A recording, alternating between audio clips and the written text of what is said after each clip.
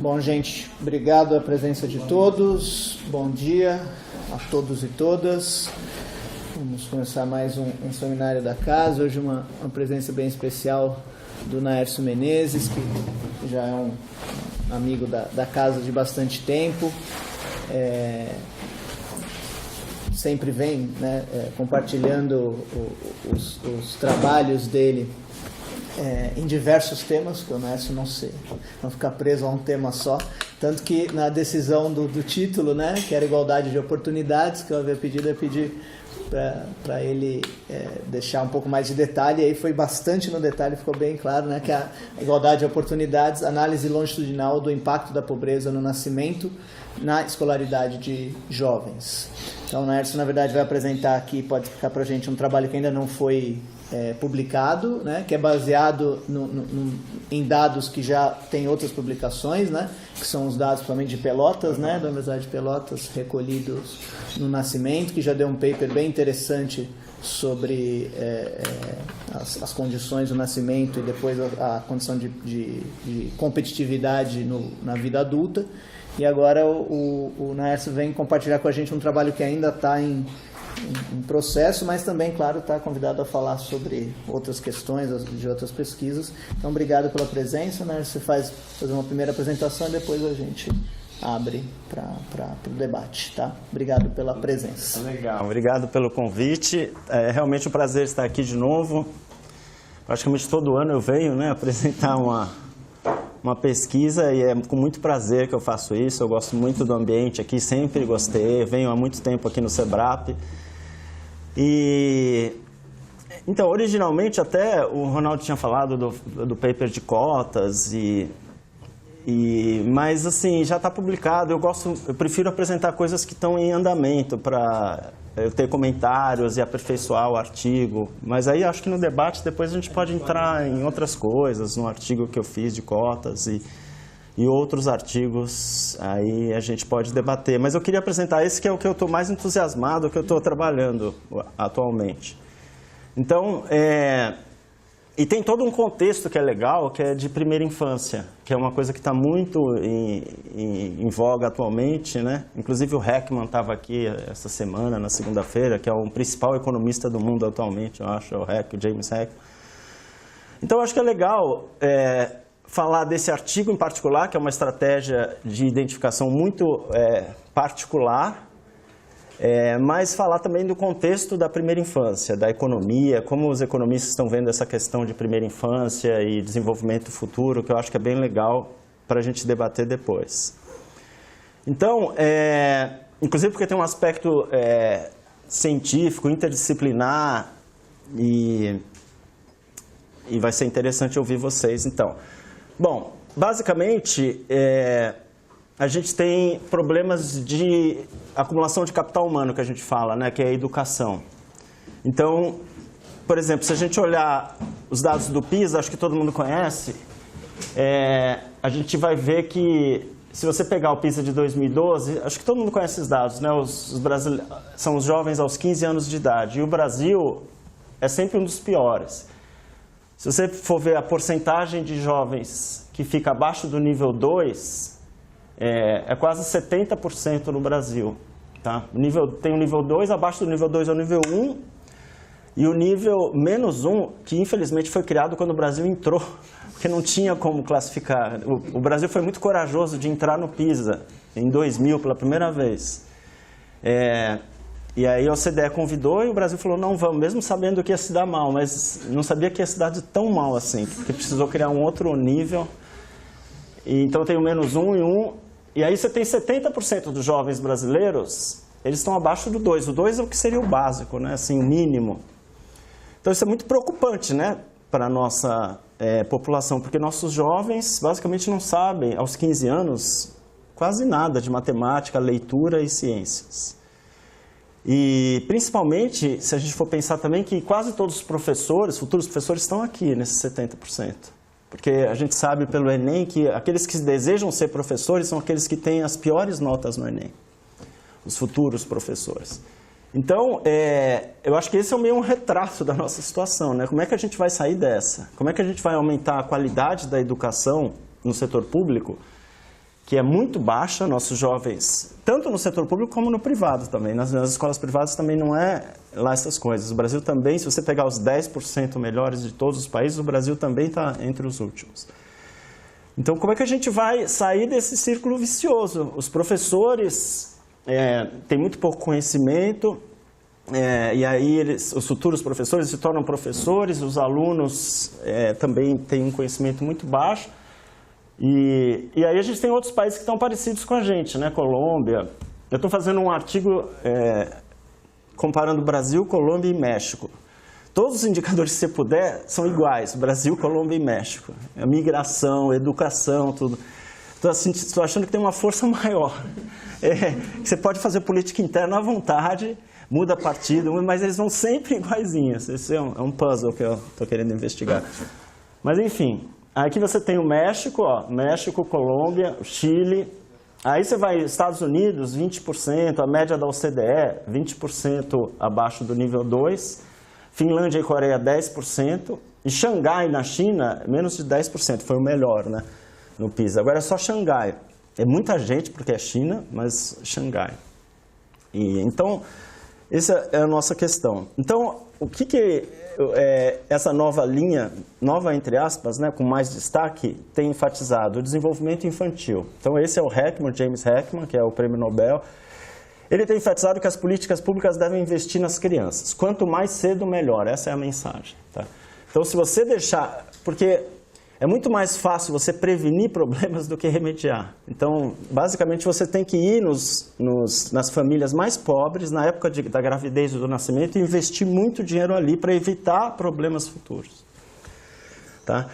A taxa de retorno para a sociedade de políticas para a primeira infância é muito maior do que depois você tentar remediar com políticas de qualificação profissional, até construção de cadeias, tudo, um monte de coisa.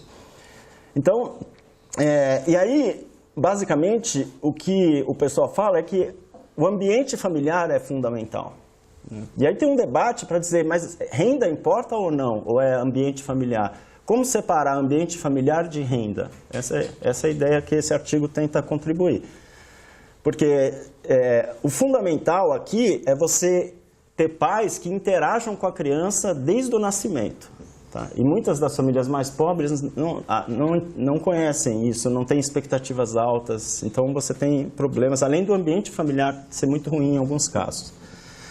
Então, esse artigo especificamente, eu vou ver o que acontece com a pobreza no dia do nascimento da criança, como isso vai afetar todo o desenvolvimento futuro dessa criança. Tá? É uma coisa muito específica, é uma época específica, eu vou mostrar para vocês como eu vou medir pobreza, e eu vou tentar mostrar que isso vai afetar toda a acumulação de capital humano, até saúde, até socioemocional, que também está muito em voga hoje em dia, habilidades socioemocionais, né? Então, eu tenho dados para tudo isso, eu vou tentar mostrar para vocês. Tá? Então, a questão aqui, por isso que eu chamei igualdade de oportunidades, porque esses dados de Pelotas, eles mostram tão claramente a desigualdade de oportunidades, que, basicamente, o princípio, acho que muitas pessoas vão concordar, né, que todas as crianças nascidas no Brasil têm que ter a mesma oportunidade. A gente pode discutir se a desigualdade de resultados tem que ser igual, porque as pessoas fazem escolhas na vida, uns querem ser economistas, outros querem ser jogadores de futebol e esportistas. Então, até que ponto você tem que exigir igualdade de resultados? Eu não sei, mas de oportunidades eu acho que é um consenso. Onde quer que você nasça, você tem que ter oportunidade de se desenvolver plenamente. É o que a Amartya Sen falava, né? Development as freedom. E isso começa na hora que você nasce.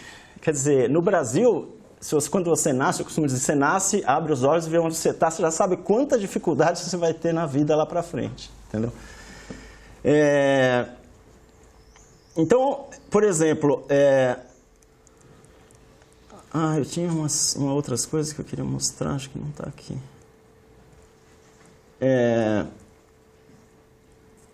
Bom, depois eu falo, então. Então, basicamente, esses dados de Pelotas mostram isso claramente. Então, o que são esses dados longitudinais? Tem o pessoal, o César Victora, que ele coletou várias coortes em Pelotas. Então, eles basicamente acompanham todas as crianças que nascem num determinado ano. Tá, isso foi em 82, 93, 2004. Então são 5.500, eles ficam de plantão na maternidade, em todos os hospitais, basicamente. Quando nasce, eles seguem essa criança até 20 anos, 30 anos e assim por diante. É espetacular. E eles fazem isso em Pelotas muito porque também as Pelotas não migram muito. Quem nasce em Pelotas fica em Pelotas, não sei porquê, não pergunto porquê, mas em São Paulo é muito mais difícil, por exemplo, porque as pessoas mudam muito, né? Então aqui você tem escolaridade da mãe, por exemplo, em Pelotas. Você vê que 28% das mães que deram à luz em 93 tinham 0 a 4 anos, quer dizer, o primário só. 46% tinha de 5 a 8 anos. Só 17% tinham entrado no ensino médio e só 8% tinham ensino superior. Então, o que eu quero dizer, eu estou chamando de loteria da vida. Quer dizer, onde você nasceu aqui vai, em grande parte, influenciar o seu futuro. Tá? E isso não é uma questão de mérito, é uma questão de sorte e azar, onde você nasce. Mas você nasce aqui, aqui, aqui. Então, aqui é só para dizer que Pelotas é parecido com o Brasil. Você tem aqui Pelotas em amarelo e Brasil é o verde. Então, o Brasil é representativo. Pelotas não é tão diferente assim do Brasil. Tá? Então, a gente quer generalizar depois os dados de Pelotas para o Brasil inteiro. A gente vai fazer isso usando o censo escolar. Tá? Então, aqui vocês veem essa mobilidade intergeracional. Aqui é a escolaridade da mãe, nesse eixo. E ali é a escolaridade do jovem. Tá? E aqui o azul, a gente está acompanhando esses jovens desde o nascimento, tá, até os 18 anos, os mesmos jovens. Tudo é uma historinha, um filminho da vida deles. Então aqui você tem, em 2004, eles tinham 11 anos de idade. Aí você vê que é a mãe analfabeta. Quando a mãe era analfabeta, o jovem, a criança aos 11 anos, tinha 2 anos de estudo, aos 11 anos. Quando a mãe tinha ensino superior, aqui já é pós-graduação até, mas ensino superior é suficiente. Ela já tinha 4,4 anos de estudo, o dobro aos 11 anos. Então, essa aqui tinha terminado já o ensino fundamental, o primeiro ciclo, aquela lá já tinha repetido 2 anos e tudo. Tá? Aí você chega em 2008, todos aumentaram, mas olha, a de baixo ali, da analfabeta, tinha 4,7. Ela completou o ensino fundamental, o primeiro ciclo. Essa aqui já completou o ensino fundamental, o segundo ciclo. E ali você tem eles aos 18 anos. Aos 18 anos, as crianças que nasceram com mães analfabetas tinham avançado só um pouco no fundamental segundo ciclo, ao passo que as crianças que nasceram no ensino superior já tinham o ensino médio completo. Então fica claro essa baixa mobilidade intergeracional. Quer dizer, dependendo de onde você nasce, você vai ter muito mais dificuldades. É isso que é falta de igualdade de oportunidades, eu acho. Deveria ser tudo reto, idealmente. Depois pode gerar desigualdade, mas assim, aos 11 anos já ter tanta diferença só porque você nasceu numa maternidade do que outra, entendeu? Isso é que é a falta de igualdade de oportunidade. E aí, de onde vem essa diferença? Vem só algumas coisas, né? Você vê, por exemplo, o comportamento das mães antes da criança nascer. Então você vê que o número de consultas pré-natal das mães com ensino superior, elas fizeram 10 consultas pré-natal. Nas mães analfabetas, só 6 consultas pré-natal. Número de fumantes durante a gravidez. Isso é falta de informação, basicamente, né? Fumantes durante a gravidez. As mães com ensino superior, 21% fumavam. As mães analfabetas, 42% fumavam. Já se sabe que fumar durante a gravidez traz prejuízos para o futuro.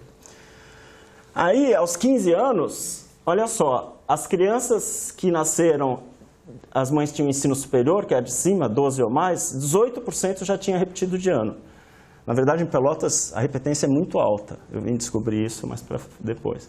De 0 a 4, 81% já tinha repetido de ano aos 15 anos.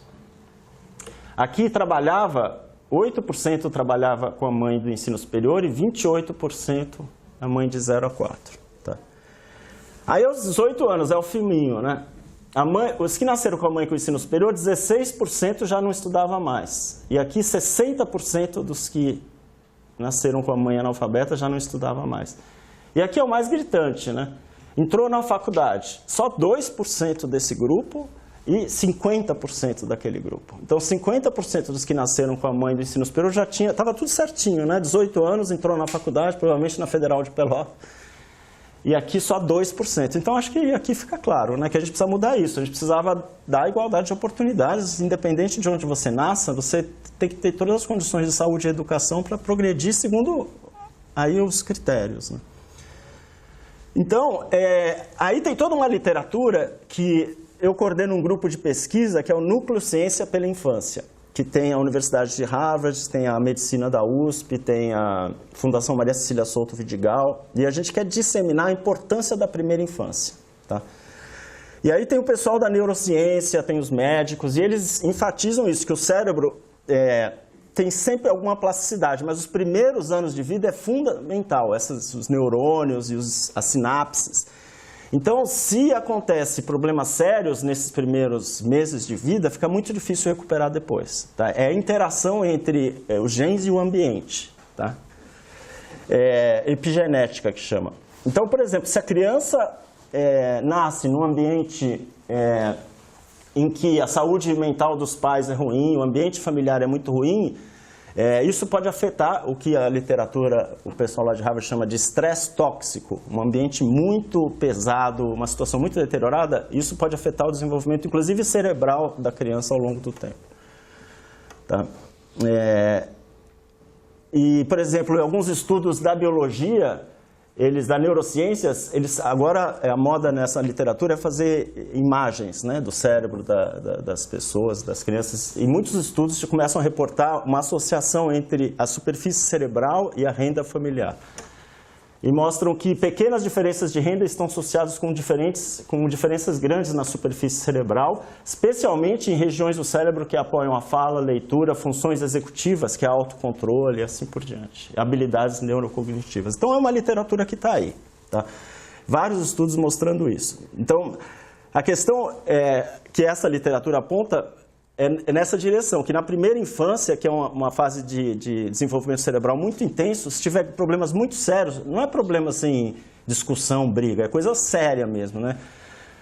No nosso caso, vai ter depressão da mãe, por exemplo, que é uma coisa importante. Aí você pode afetar o desenvolvimento da estrutura cerebral dessas crianças e fica mais difícil recuperar mais para frente, que são janelas de oportunidade. É como, por exemplo, o exemplo que o pessoal usa é falar uma língua sem sotaque. Você só consegue se você aprender cedo. Se você aprender depois, você só fala com sotaque. Porque o cérebro nasce, eu estou aprendendo isso com o pessoal, né, com capacidade de falar qualquer língua. Aí quando ele começa a ver que chinês, por exemplo, não está sendo útil, aí ele vai queimando. Não se formam as sinapses do cérebro para falar chinês. Aí se você quiser aprender depois, você só vai conseguir com sotaque, porque já foi as sinapses, né, você perdeu. Então, o que fazer? Aí você tem, por exemplo, intervenções, visitas domiciliares, são as mais preconizadas para essa literatura. Então tem o pessoal lá da UCL, onde eu fiz doutorado, que mostra que intervenções domiciliares, visitas domiciliares, basicamente, tem um impacto muito grande. Tudo começou com esse estudo famoso da Jamaica, em que eles visitaram famílias em Kingston, famílias pobres, e mostraram como a criança se desenvolveu mais após essas visitas domiciliares, em comparação com a classe média, vamos dizer assim. E são assim, visitações semanais por uma hora por semana durante 18 meses. Então, basicamente, você tem um currículo super organizado, né? A pessoa vai lá uma hora na família e conversa com os pais e tenta ensinar para os pais a importância de ler para a criança, de interagir, de falar, ouvir, responder, tudo isso. Tá? Estimulação psicossocial e também suplementação com vitaminas. Tá? E aí você tem vários estudos mostrando que os pais começam a interagir mais com a criança, cuidar mais da criança depois dessas visitas, e que suplementação com vitaminas não teve impacto nenhum, é mais a coisa de interagir mesmo, né? Então tem toda uma literatura falando disso. Inclusive o programa Criança Feliz, que foi lançado, a base é essa também, é com base nessa literatura, de ir para a casa das crianças, fazer visitas, conversar com os pais, mostrar o currículo, mostrar o que eles têm que fazer e assim por diante. Tá? E aí, a questão é o seguinte, e dinheiro, pobreza, importa? Mesmo que a questão, só para deixar claro desse paper específico, é assim, mesmo que você tenha pais que receberam instrução, que sabem que eles têm que interagir com as crianças desde o nascimento, que o ambiente familiar tem que estar legal, que eles não podem ficar brigando, E se faltar dinheiro? Isso é importante? Essa é a questão. Tá? Então, eu tento aqui mostrar que não só essas interações são importantes, mas dinheiro é importante também. Se a família está numa situação de muita pobreza, isso vai afetar todo o desenvolvimento futuro. Tá? Então, talvez seja dizer aqui que não é suficiente você ter bons pais, good parenting, tá? Que dinheiro é importante porque tem um debate. Tá? Então, tem alguns estudos mostrando que renda importa, né? Que problemas financeiros durante os primeiros estágios da vida podem afetar a acumulação de capital humano e assim por diante. Isso aqui eu já falei. Aí tem os estudos, né? Aí entram os economistas para detectar, eu acho interessante esses estudos, detectar, basicamente a coisa é causalidade, tentar isolar o efeito da renda controlando por todas as outras coisas. Aí tem vários estudos tentando fazer isso. Por exemplo, esse Vandenberg, ele viu o crescimento do PIB na Holanda, ele tem todos os nascimentos na Holanda de 1812 a 1912. E ele vai ver o crescimento do PIB no mês que a criança nasceu, se isso afeta a expectativa de vida da pessoa. E encontra que sim. Então, crianças na Holanda que nasceram quando no mês o PIB estava crescendo mais, elas vivem mais do que crianças na Holanda que nasceram quando o PIB estava crescendo menos. Né? Isso está publicado na American Economic Review, que é o melhor jornal que tem. Aí, vários outros estudos. Carlson, eu fui descrevendo, eu falei, não é possível que o pessoal chegue nesse detalhe, mas chegam. Então, por exemplo, crianças que durante a gravidez a cidade estava em crise, demissões em massa na cidade, nasceram com peso menor, tá? Por causa do estresse da mãe. Tudo isso é estresse da mãe durante a gravidez, tá? Diminuindo o peso ao nascer. Esse lindo... Dá vontade de fazer uma piada com esse nome desse autor, né? Mas vou me restringir. Ele mostra que perda do emprego do pai diminui o peso ao nascer. Por exemplo, se o pai perdeu o emprego durante a gravidez da mãe, a criança nasce com peso menor. Esse aqui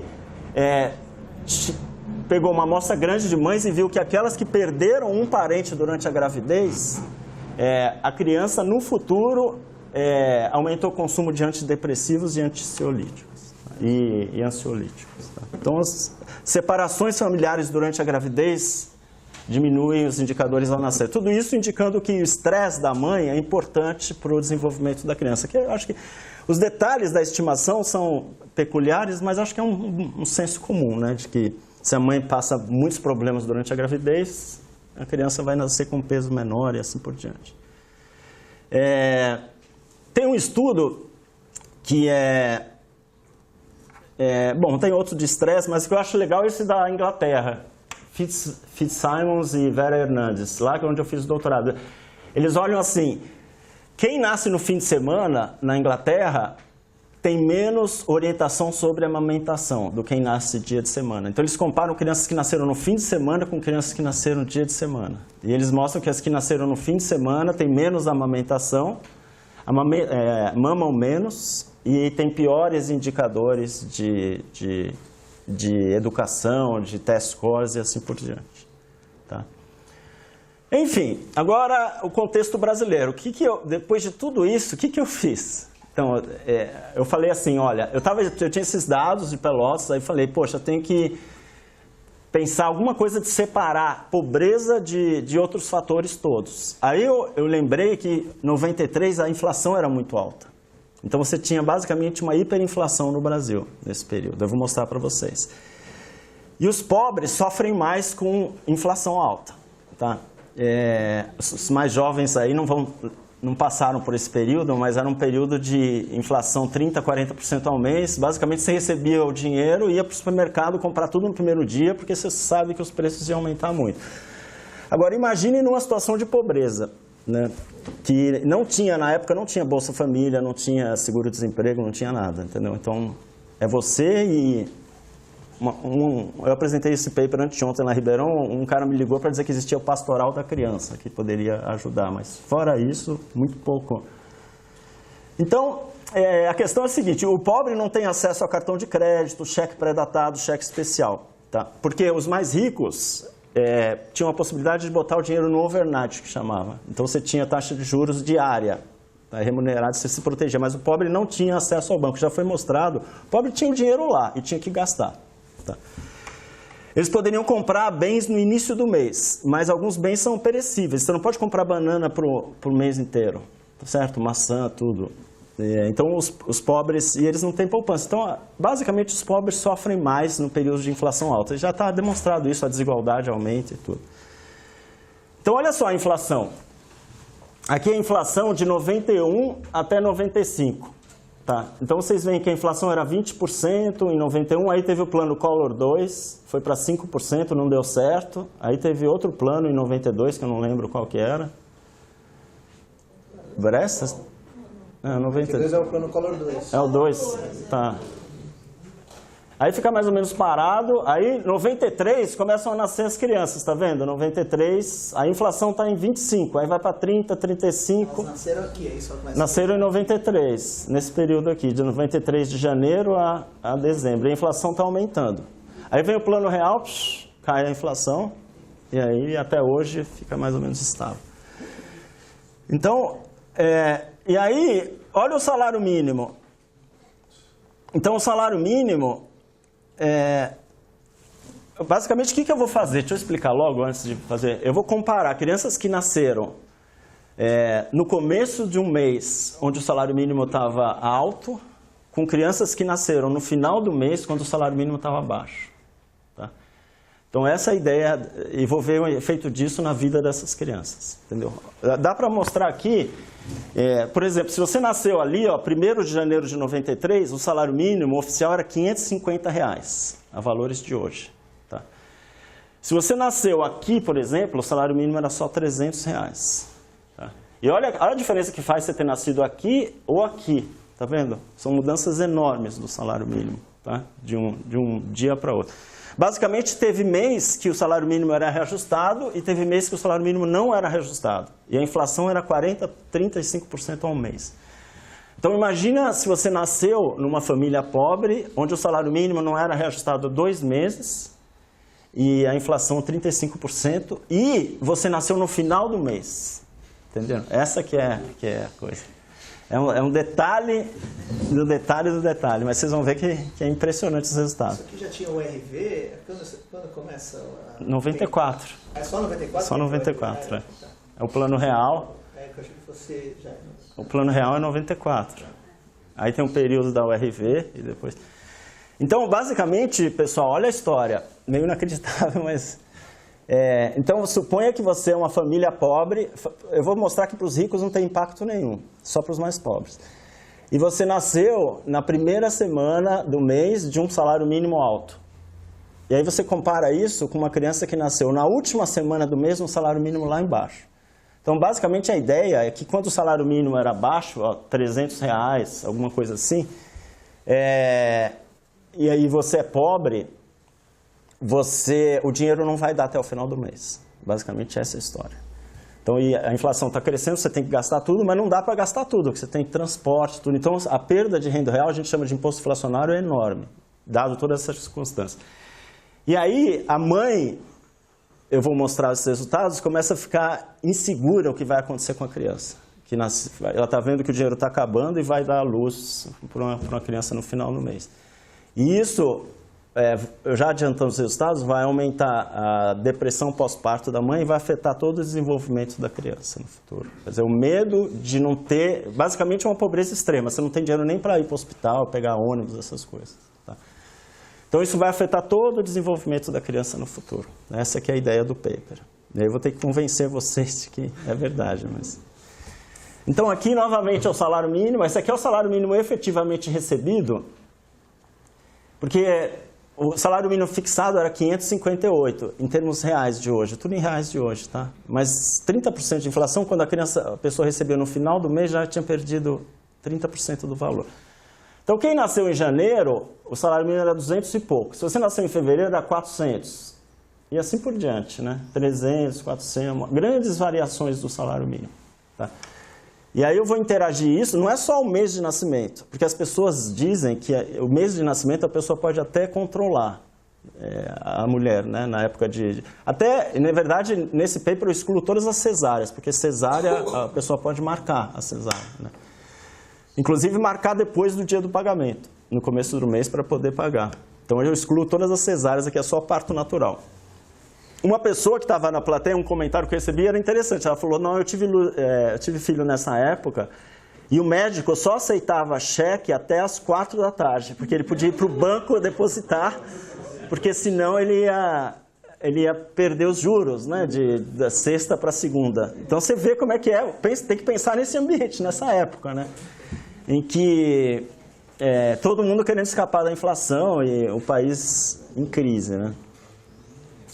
E aí a renda, vocês veem aqui é o salário mínimo e aqui é a renda per capita em vermelho. E aí a renda flutua de acordo com o salário mínimo. Porque uma coisa que é importante é o seguinte, se você é muito pobre, você nem ganha um salário mínimo, então o salário mínimo seria irrelevante, tá? Então, mas em Pelotas, muita gente ganhava o salário mínimo, tá? Então, por exemplo, ali, ó, o salário mínimo era 200, a renda per capita era 500. Aí quando vai para... o outro mês dobra o salário mínimo, dobra a renda, e assim por diante, tá? Então a renda é afetada pelo salário mínimo. Aí, essa aqui é a inflação, eu já mostrei. Isso aqui é a pobreza, embaixo, número de pobres. Você vê que só pega janeiro e fevereiro. Janeiro para fevereiro, o azul é o salário mínimo em dólares, foi de 40 para 80. E ali a pobreza caiu de 40% para 20%. Tá? Então, basicamente, o salário mínimo era importante naquela época, principalmente com a inflação galopando. A unidade de medida era salário mínimo, basicamente. Quantos salários mínimos você ganhava? 1, 2, 3... Então, era importante nessa época. Tá? Então, basicamente, o que eu vou fazer? Eu já expliquei para vocês, só aqui uma fórmula. Aqui eu vejo o seguinte. Por exemplo, o Y é os anos de escolaridade dessa criança aos 18 anos. Então, eu quero ver se o fato dela ter nascido num mês com salário mínimo baixo, no final do mês, vai afetar a escolaridade dela aos 18 anos de idade. Isso aqui é a função do salário mínimo, das dummies da semana. Aí eu controlo para fatores mensais e depois outras variáveis de controle. Tá? E aqui são as estatísticas descritivas. Esse banco de dados é fantástico. Tem tudo o que você quiser saber dessas crianças, tem. Das mães, tudo. Sim, é impressionante. Tem até questionário confidencial que pergunta sobre crime, sobre drogas, sobre tudo. Por exemplo, da mãe, você sabe o número de filhos anteriores, o sexo do filho, o número de consultas pré-natal, se teve pressão alta durante a gravidez, a altura da mãe, se a mãe fumou, se ela bebeu, qual a idade dela, se ela mora com o pai, qual a escolaridade, cor. Do filho você sabe tudo, comprimento ao nascer, perímetro encefálico, perímetro torácico, peso ao nascer, então tudo. Tá? E aqui é só umas estatísticas descritivas comparando as mães que tinham ensino primário, secundário e as analfabetas. Tá? Então você tem uma variação muito grande entre as... No caso da cor aqui, é cor branca, estou supondo, então. Isso. Tá. E na verdade tem muito... Isso eu reparei lá, porque isso é perguntado para a mãe, né? E se você for comparar com o filho, está sobreestimado, isso que eu estou querendo dizer, a cor branca. Que as mães se declaravam mais brancas do que elas são, porque você vê pelos filhos, depois tem uma pergunta que o entrevistador diz se é ou não, e dá a diferença depois, diminui a porcentagem de brancos. Então, desculpa, esse banco de dados eu fui perdido onde que é? Pelotas. Ah, de Pelotas, de Pelotas. Isso. E é bom que você segue as crianças a vida inteira. Tá? Então aqui é só para mostrar que não tem diferença na semana que você nasce. Então, basicamente a ideia é o seguinte... Será que a semana, essas aqui são dummies de semana, será que a semana que você nasce está correlacionado com alguma variável? E basicamente não está. Quer dizer, basicamente não tem porque uma mãe mais escolarizada dá à luz na primeira semana ou na quarta semana. É totalmente aleatório. Isso a gente quer que seja não correlacionado com nada. Elas são iguaizinhas as crianças. Crianças que nasceram na primeira semana, na quarta semana, na segunda, salário mínimo alto, baixo, é totalmente não correlacionado. Por quê? Mas isso eu tirei as cesáreas, novamente, porque cesárea pode afetar. A mãe mais escolarizada, ela pode marcar a cirurgia, né, do nascimento para um outro mês, para um outro... Agora, aqui é parto natural, então não tem porquê a semana de nascimento afetar. Então, o que eu vou mostrar, só para deixar claro, é o seguinte. Essas crianças são iguaizinhas quando elas nascem. E você vai vendo ao longo da vida, e você vai vendo que diferença faz ter nascido numa semana que o salário mínimo era alto e ser na primeira semana. Tá? Então, aqui é só para mostrar que elas são iguaizinhas. Tá? E aqui você vai ver, acho que fica melhor mostrando o gráfico. Tá? Então, aqui são os resultados. Então, ali é a escolaridade da criança aos 18 anos. Tá? E eu vou mostrar como isso é afetado pela semana de nascimento e se o salário mínimo era alto ou baixo. Tá? Então, aqui você vê que as crianças que nasceram no dia 1º, no dia do pagamento, não tem muita diferença se o salário mínimo era 300, 470 ou 560. Se a criança nasceu no dia 10... Quando o salário mínimo é maior, ela vai ter mais escolaridade no futuro. Se a criança nasceu no dia 20, que é mais para o final do mês, quando o salário mínimo é maior, olha como faz diferença os anos de escolaridade que ela atinge. Tá? Então, se ela nasceu no dia 20 com salário mínimo baixo, ela vai ter 6 anos e meio de estudo. Se ela nasceu no dia 20 com salário mínimo alto, ela vai ter 8 anos de estudo. Então, 1 ano e meio a mais, pelo fato de você ter nascido no final do mês, quando o salário mínimo era baixo ou alto. Então, basicamente, a ideia... Eu acho que quem viveu no Brasil, eu já mostrei esse paper para várias pessoas, vários grupos, e as pessoas acham plausível, porque numa situação de pobreza, salário mínimo baixo, inflação alta, e você nasce quando o dinheiro acabou, isso vai afetar todo o seu desenvolvimento futuro. Então, essas crianças que nasceram aqui, por exemplo, eu acompanho, elas repetem mais o primeiro ano, elas repetem mais o segundo ano, elas vão acumulando o capital humano negativo mais para frente. Tá? Aqui são socioemocionais, que é uma parte que os economistas têm se dedicado muito também, que é a questão de, basicamente, não só as habilidades cognitivas, memória, inteligência, tudo afeta o seu futuro, mas o seu comportamento, a sua determinação, sua relação, sua conduta com os pares, tudo isso. E as crianças que nasceram na primeira semana têm menos problemas socioemocionais e menos problemas de conduta, quando tem estrelinha, que é estatisticamente significativo, né? E menos problemas com seus pares. Tá? Então, o fato de você ter nascido e quando o salário mínimo é alto, isso não atenua o problema. Tá? Por isso que tem essas interações. Mas eu gosto de focar só na primeira semana, que é o mais importante. Então, basicamente, esses resultados, eu tentei, por exemplo, ver se tinha impacto sobre aspectos emocionais da criança, hiperatividade, problemas de conduta, problemas com seus pares e uma conduta pró-social. E, basicamente, é conduta e problemas com pares. Então, a criança tem problemas com seus colegas, basicamente. Essas crianças que nasceram quando o salário mínimo estava baixo na última semana. Fala. A semana limite é a quarta, né? E não deveria entrar a primeira e a quinta semana terem sinais diferentes? Não, porque a quinta, ela é próxima do pagamento de novo. Entendeu? A quinta semana é dia 29, 30 e 31.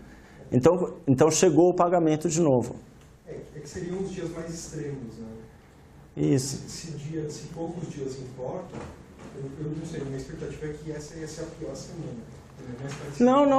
Não, porque, veja bem, a criança nasce no dia 30. A hora que ela chega em casa, o pai recebe o salário. Então atenua os efeitos. Entendeu? Especialmente se o salário mínimo era baixo, no mês seguinte vai ser alto. Então, vai atenuar os efeitos. Por isso que você vê efeitos negativos na quinta semana. Entendeu? Como que deve ser, eu acho? A criança que nasceu quando o pai recebeu o salário tem menos problemas. Aí vai chegando o final do mês, a situação vai piorando. Mas depois, se ela nasceu no dia 30, no final, vai receber de novo o salário. Então, atenua. Entendeu? Aqui é a saúde das crianças. Então, você vai ver que quem nasceu na primeira semana, especialmente mães jovens, e não vou mostrar aqui os resultados, mas tem mães solteiras. Mães jovens e mães solteiras, o impacto é mais forte. Tá? Aí tem até a altura da criança. Quem nasceu na primeira semana do mês tem 2 centímetros a mais aos 11 anos do que quem nasceu na última semana. Tá? E aqui é o IMC, também é maior na primeira semana. Tá? Então vai afetando todo o desenvolvimento futuro. Aí, qual que é o mecanismo? Eu fiquei muito tempo pensando e as pessoas falavam, mas tudo bem, Naércio, está aí seus resultados, mas o que está acontecendo? Por que isso acontece? É físico? É a criança tal? Aí eu comecei a procurar, e no banco de dados tem informação sobre depressão da mãe. Perguntam para a mãe, você teve doenças após o parto? Ela fala, tive ou não tive? E se tive, ela pergunta-se qual doença? E aí eu separei doenças psicológicas, tá? Eu preciso aprimorar, tem um código médico, tudo, então precisa ser aprimorado. Mas eu peguei aqui depressão e ansiedade, tá? Que as mães reportam. E aí quem nasceu na primeira semana, as mães reportam menos problemas de depressão e ansiedade, tá? Em comparação com quem nasceu na quinta semana. E quando o salário mínimo é alto, todos esses efeitos se anulam, é só quando o salário mínimo é baixo, entendeu? Então, basicamente, o que os resultados estão mostrando é que essa história a minha interpretação dos resultados é que a insegurança, a incerteza com relação ao que vai acontecer, porque a inflação estava aumentando mês a mês, né? E aí o dinheiro acaba e você vai dar à luz no final do mês sem nenhum dinheiro, é uma pobreza extrema. E isso afeta a depressão da mãe. E a depressão materna, tem vários estudos mostrando que depressão afeta todo o desenvolvimento da criança. E é muito difícil de tirar. Porque a grande pergunta que as pessoas faziam é o seguinte, poxa, mas é uma coisa de tão curto prazo, dali a 2 semanas o cara vai receber o salário. Mas se a depressão pega, é muito difícil você curar, tá? É o que as evidências mostram. Então isso vai acumulando todo o capital humano da criança. Foi autodeclarado pelas mães depois. Isso, tá? isso. Não é o diagnóstico médico. Não é. Então essa é a coisa. Aí, o que eu fiz? Porque o pessoal estava falando Pelotas, só Pelotas, muito específico, pode ser uma coisa específica. Aí eu falei, bom, então eu vou pegar o censo escolar que tem todos os alunos brasileiros. Então o censo escolar tem 3 milhões de alunos brasileiros que nasceram em 93 e tem a data de nascimento dessas crianças. Tá? Então eu só preciso, para minha pesquisa, eu só preciso ter a data de nascimento. E lá tem. Então o que eu fui ver? Eu fui ver se as crianças que nasceram no final do mês com salário mínimo baixo estão numa série abaixo do que as crianças que nasceram no começo do mês, alguma coisa assim, entendeu? Só que qual o problema? É que o censo escolar não tem educação da mãe, então não preenche. O censo escolar, o jovem preenche... Na verdade, quem preenche é o diretor da escola. Desde 2007, ele é individual, a nível de aluno. Antes era o diretor que preenchia, agora continua sendo o diretor, mas ele tem que botar aluno por aluno. Data de nascimento, cor, sexo e assim por diante. E não tem informação da mãe. Então eu vou usar só os não brancos, que eu tenho essa informação. O problema é que 30% é missing de cor, não é declarado. E o que eu vou fazer? Eu vou juntar essas escolas que eles estudam com os dados da Prova Brasil, que na Prova Brasil tem escolaridade da mãe. Só a média da escola, eu não tenho criança por criança, mas eu tenho a média da escola. É uma tentativa, entenderam, de replicar esse meu estudo para Pelotas para o Brasil inteiro. E aí eu fiz o mesmo exercício, e aí, primeiro eu fiz a mesma regressão que eu fiz usando sexo. Por quê? Porque o sexo da criança que nasceu não pode ser afetado pelo salário mínimo nem pela semana. Se tivesse sexo, desse alguma coisa, tem alguma coisa errada com as minhas regressões. Então, é tudo insignificante. Ainda bem, né? Porque se vai nascer menino ou menina, não pode depender da semana, se o salário mínimo estava alto ou baixo. Então, é tudo bonitinho. Quando você põe educação para os não brancos, começa a aparecer um efeito, mas só na segunda semana, que é meio estranho.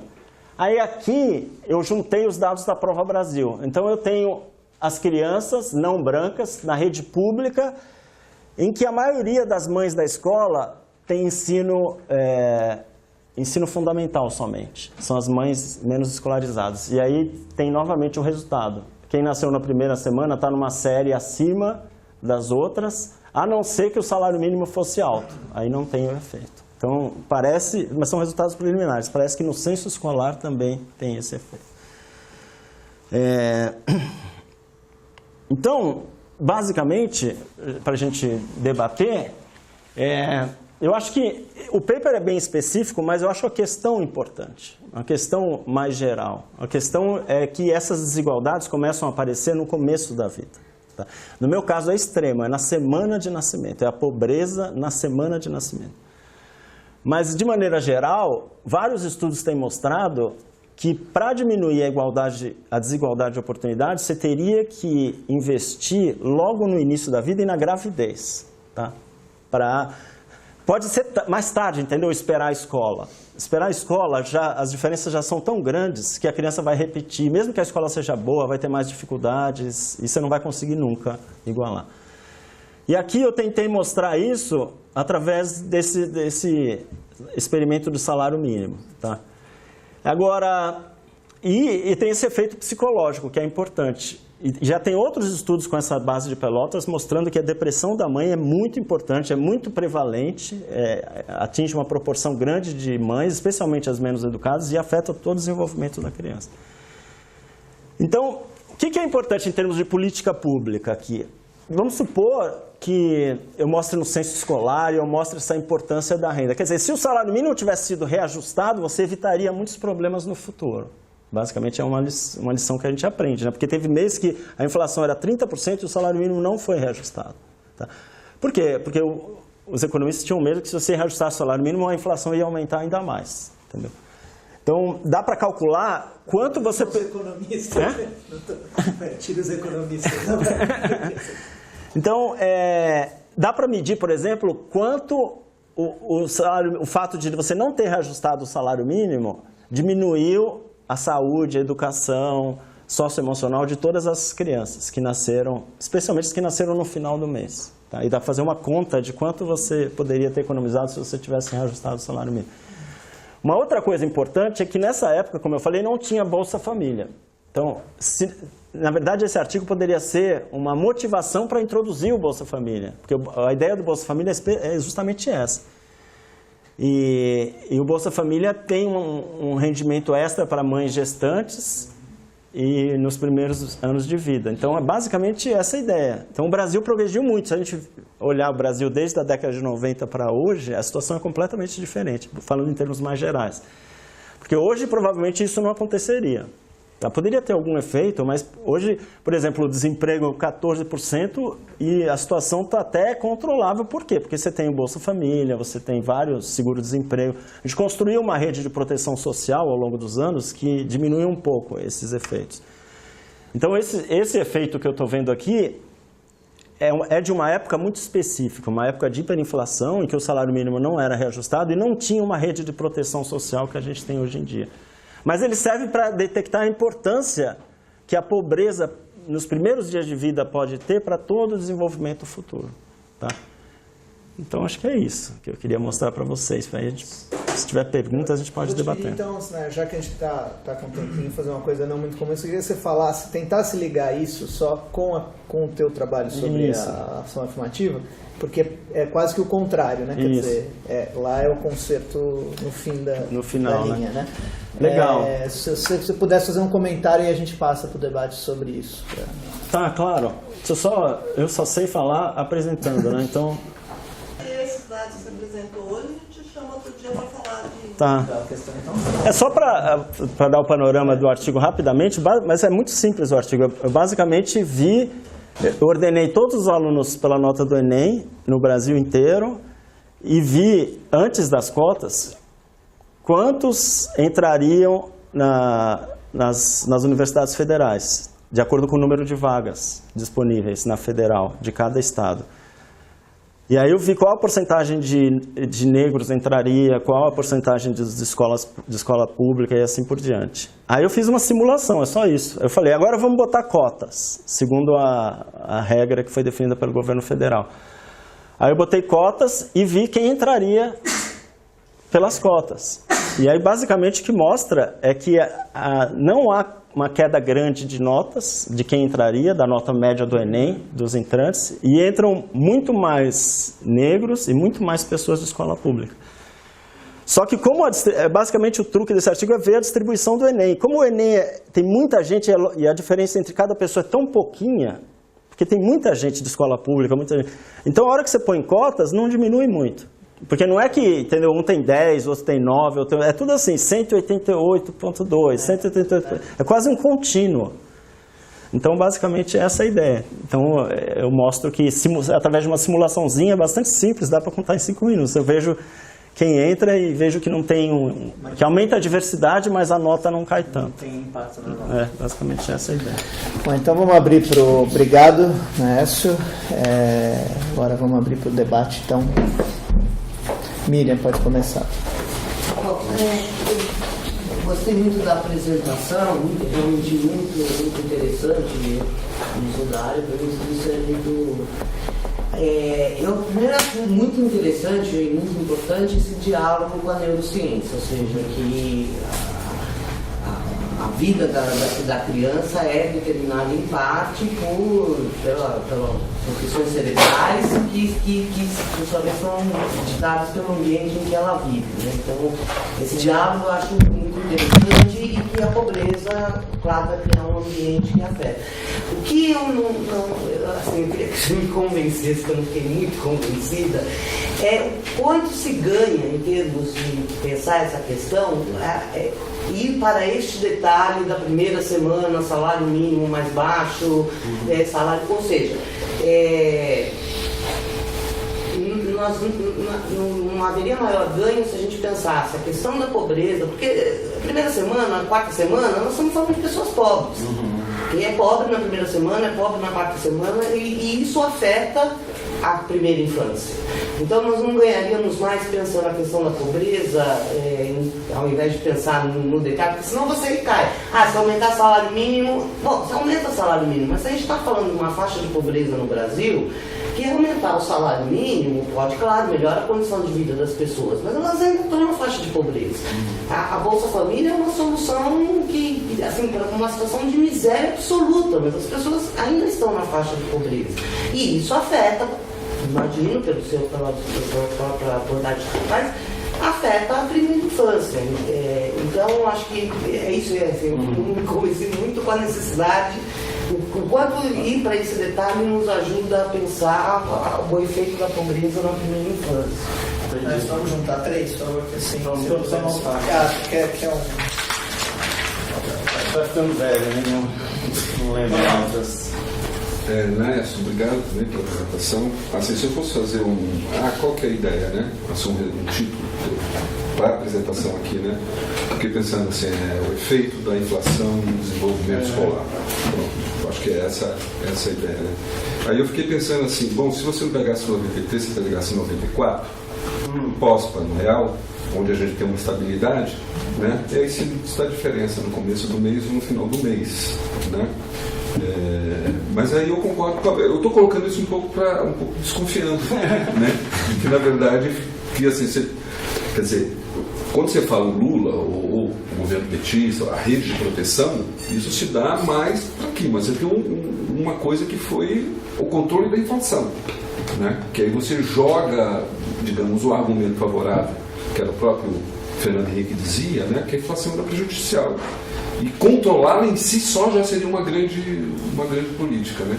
Então, assim, em parte eu concordo plenamente com o que você falou da Miriam, que eu acho que tem mais outras coisas, mas um pouco indo mais fundo nessa tua hipótese, né? Acho que comparar depois com estabilidades, que efeito teria? Vou fazer o advogado do diabo.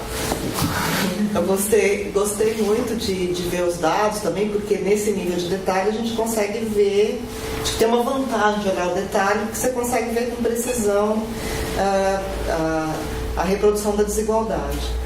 Agora, a sociologia, vamos fazer o debate das disciplinas, o resultado geral do que você está dizendo é uma coisa que a sociologia sempre disse, e acho que assim, o Bourdieu, por exemplo, ficaria muito feliz de ver esses resultados, porque ele corrobora um livro que ele escreveu nos anos 70, que chama A Distinção, né?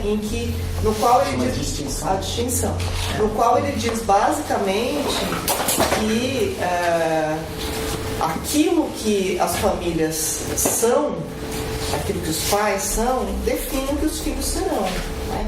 E isso, o que ele avança nesse livro é dizer que isso não vai só no nível socioeconômico, mas isso vai nas disposições físicas das pessoas e nas suas habilidades cognitivas, sociais, etc. Então, essa ideia de que os filhos têm as mesmas, em média, as mesmas profissões que os pais, as mesmas habilidades, etc., é um pouco o arroz com feijão da sociologia. Né? Então, eu estou vendo aqui, acho que tem uma discrepância. A coisa das especializações disciplinares também leva a gente a começar a refazer. Eu acho que esse é um livro que você precisava dar uma lida. Porque o que ele está falando, basicamente, é o que você, num agregado para a França, dos anos 70, etc., mas o estudo já foi reproduzido agora recentemente, por exemplo, na Inglaterra. Né? Então, você tem aí uma capacidade de reprodução da hierarquia social, que é mais até do que a pobreza. Porque você não reproduz, o que ele vai mostrar é que você não está reproduzindo só isso aqui embaixo, você está reproduzindo em cima também. Só tem pobre porque tem rico, né? Então você vai reproduzindo toda a hierarquia. E assim, olhando para o seu dado, também acho que vai muito nessa linha do que ele próprio fala, porque você está falando, estou estudando a primeira infância, mas no fim das contas o seu dado mostra que o que é relevante é a mãe.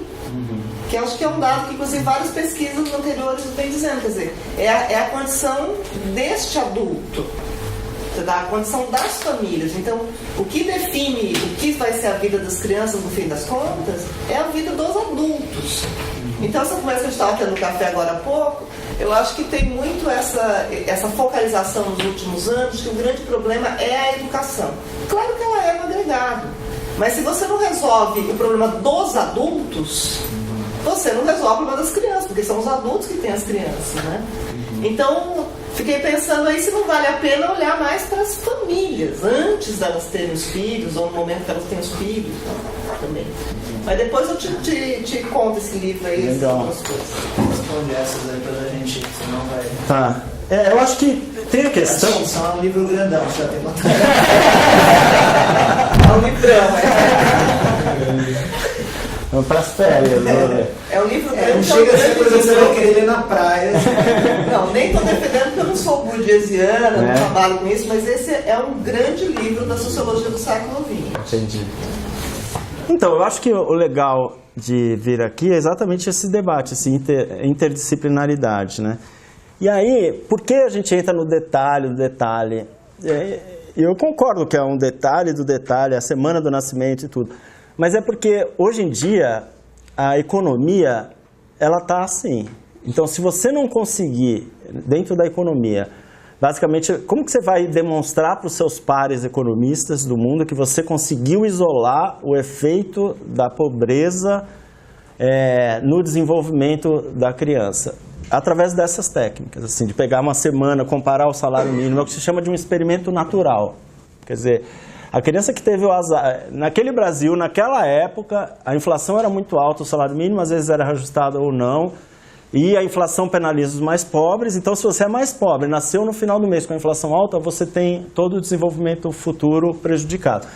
Então, eu acho que a gente está de acordo, assim, é claro que a pobreza tem um impacto e a família tem um impacto. Agora, o que a gente chama da estratégia de identificação é uma maneira de se comunicar com seus pares economistas e conseguir publicar nas melhores revistas internacionais. É assim que a gente faz. Com esse detalhe, com todo esse malabarismo, vamos dizer assim. O que não nos impede de chegar na mesma conclusão que os pares da sociologia também chegam. Então, o importante é comunicar. Essa que eu acho. Assim, eu acho que não deve haver assim, um preconceito. Falar, não, esse jeito de análise não é legal. E os economistas falarem, esse jeito dos sociólogos não é legal porque não é científico. Eu acho que todo mundo tem que conversar e entender as particularidades de cada disciplina e como são os métodos científicos utilizados em cada disciplina. E na economia empírica, na microeconometria, você tem que ter um método para separar o que é a renda, pobreza, do que é todos os outros aspectos. E esse foi o jeito que eu achei. Então, eu acho que é importante dialogar. Sim, foi uma coisa muito específica, muito específica, foi um período, mas mostra uma tese mais geral. E aí você pode, a partir dessa tese mais geral, discutir. Assim como eu vejo, entendeu? Você consegue se comunicar com os economistas mais empedernidos, vamos dizer assim, e consegue se comunicar com a sociedade em geral. Então, está tudo bem. E os resultados mostram uma coisa que faz sentido intuitivamente, que comunica com a pobreza. Então é só uma questão de método, vamos dizer assim. A economia foi para esse lado, basicamente. E como eu sou economista e quero publicar nas melhores revistas, eu também estou seguindo essa tendência. Eu não quero ser um cara que vai ficar falando sem me comunicar com os meus pares. Eu acho que é isso, mas eu acho que é legal a perspectiva geral do estudo. Tá? 94 eu acho super legal a sua pergunta, Ronaldo, porque eu já fiz alguns experimentos com o censo escolar para 95, depois da inflação, e esse efeito desaparece. Então, do mês, do salário mínimo e da semana de nascimento. Então parece que você pegou na mosca. O principal efeito aqui é a inflação correndo a renda dos mais pobres. Tá? E aí quem nasce no final da semana vai ter uma pobreza mais extrema, por causa da inflação muito alta. Agora, não impede o fato de, se você tivesse um Bolsa Família na época, esse efeito não aconteceria, porque a pobreza não ia ser tão alta, vamos dizer assim. As pessoas teriam algo para sustentá-las, mesmo com a inflação alta. Porque a inflação, aliás, eu esqueci de mostrar aqui, mas eu fiz o mesmo experimento para as mães que têm mais do que o ensino fundamental 1. Tá? Tá lá nos resultados. Não tem efeito nenhum. Então, esse efeito só acontece para as mães muito pobres. Entendeu? Então, se você dá um Bolsa Família, eu acho que tem que até aumentar o valor do Bolsa Família, eu já defendi isso.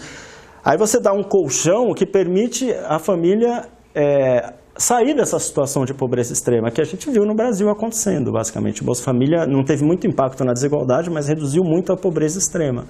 Que é essa pobreza, R$70 por mês já ajuda, por filho, né, já ajuda para dar aquela respirada. Então, na verdade, você pode contar um pouco a história do Brasil com essa coisa. A inflação realmente foi importante, não há dúvidas. O pobre era prejudicado com a inflação de 30% ao mês, sem poder se proteger no banco, na conta remunerada, sem poder comprar bens duráveis. E tem toda uma literatura, o Marcelo Neri tem uns papers muito importantes sobre isso. Então, você estabilizou a inflação, foi muito bom para os mais pobres. E veio o Bolsa Família para complementar, estender a rede de proteção social e tirá-los da pobreza extrema, mesmo numa situação de inflação estável. Então, eu acho que, respondendo a sua pergunta, eu acho que a inflação é um dos principais mecanismos, mas a inflação só atua num ambiente de extrema pobreza. Entendeu? Se você tem um pouquinho mais de renda, os efeitos não aparecem. Porque eu acredito que a gente esteja falando aqui de gente, como eu falei, que não tem dinheiro para ir para o hospital dar a luz. Entendeu? Como ela vai? Não tem carro, não tem ônibus, não tem dinheiro, nada. Acabou o dinheiro. Imagina como deve ser dar a luz nessa situação. Entendeu? É isso que Então eu acho que são as duas coisas, na verdade. E a Ângela, obrigado pela indicação, realmente não entendo nada da sociologia, e vou ler porque eu acho interessante essa interdisciplinaridade e essa discussão. E a questão das famílias eu acho muito importante. Agora, como você consegue melhorar a situação das mães e dos pais? Essa é a questão. Tá? É muito difícil você pensar em programas, políticas públicas, políticas sociais que conseguem melhorar de forma sustentável a situação das famílias. Por isso que a gente foca muito em educação, muito em saúde, e por isso que a gente... É como se a gente estivesse dizendo, vai ter uma nova geração para aí, vamos garantir que todo mundo tenha igualdade de oportunidades da nova geração. Mas eu concordo com você que vai ser difícil se os pais são tão diferentes assim. Mas não vai ter, né? Quer dizer, o sociólogo é muito pessimista, nunca vai ter igualdade de oportunidade. Eu vou desistir. O que você faz é diminuir a diferença, né, entre os grupos. Você pode diminuir a diferença. Por exemplo, você vai na Finlândia, na Suécia, lá estamos próximos de uma igualdade de oportunidades. Todo mundo estuda na rede pública, a desigualdade de renda é muito pequena. A diferença entre se é diretor da Nokia e você é faxineiro da Nokia, a diferença de salário é 3 vezes. No Brasil é 40 vezes. Alguma diferença tem, mas todo mundo está na rede pública, todo mundo nasce nos mesmos hospitais, isso é quase como uma igualdade de oportunidades. Então, não é um caso que nunca existiu. Não vou ficar ficar polemizando, não atrapalhar aqui. Mas aí você tem a ver com o tamanho do país e com o controle de renda. Você também impede os ricos de serem muito ricos. Isso. Então, isso não tem a ver com educação. É isso que eu estou... Entendeu? Tem políticas aí que interferem na desigualdade que não tem a ver com a educação. Claro, o que me deixa um pouco assim nesse debate é que tem um foco muito... Claro que a educação é relevante, mas o foco fica muito em educação e saúde. Tem outras coisas que estão antes disso, né? Não, concordo. Tem, por exemplo, imposto sobre herança. Exatamente. Fortíssimo, altíssimo. Transmissão de propriedade. Tem um monte de inscritos, então vamos lá. Eu fico quieta. Não, tem muito mais gente para deixar que eu... Obrigado pela apresentação. Meu nome é André, sou economista e eu acho que assim, você traz aí, é muito importante para a formulação, para o desenvolvimento das políticas públicas educacionais. Ou seja, você ter não só políticas públicas educacionais, mas outros tipos de políticas que vão ajudar a ter uma melhor eficiência no investimento público. Tá? Então, assim, como o desenvolvimento educacional é multifatorial, são vários tipos de ações, né, do governo e também dos pais, enfim, da sociedade em geral, que vai propiciar que nós tenhamos adultos melhores formados e com melhor, né, nível educacional, enfim, social e tudo mais. Né? Mas assim, eu queria voltar um pouco na questão talvez mais estrutural, né, de investimentos em educação, né, que é muito importante na questão da desigualdade. Hoje no debate público tem um debate que fala-se que o Brasil gasta muito com educação, gasta mal, e os investimentos são muitos, mas vai tudo para o ralo da corrupção. Né? Tem um pouco essa narrativa um pouco tosca, né, a meu ver, mas que está na mídia. Enfim, a gente voltando um pouco lá atrás, na discussão do Fundef com o Fundeb, a discussão era assim, se colocaria mais investimentos na época para você investir mais em 0 a 6 anos de idade, né? Não sei se você acompanha esse debate, mas a gente conseguiu colocar mais recurso no Fundeb para investir exatamente nessa faixa, né? Então, enfim, um país que está falando de educação não tem recursos em âmbito federal para investir em 0 a 6, né?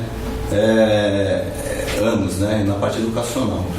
Minha pergunta é bem assim, na questão talvez estrutural de investimento. Qual que é a sua visão em termos estruturais? Se de fato gastamos muito, eu acho que a gente gasta, talvez, enfim, o Brasil é um país muito, né, continental, né, tem essa especificidade, é difícil você descentralizar o dinheiro, mas se a gente gasta mal, ou se de fato se falta ainda investimento, né, parte de educação, né? Teve uma ampliação grande nos anos 2000, acho que teve muito investimento na educacional, né? Foram feitas escolas técnicas, faculdades, está começando a investir em creche, salário, mas falta por gasolina nos veículos que foram feitos, né? Aquela questão do CAPEX, OPEX, você faz o investimento, mas depois tem a operação dele ad eterno, né?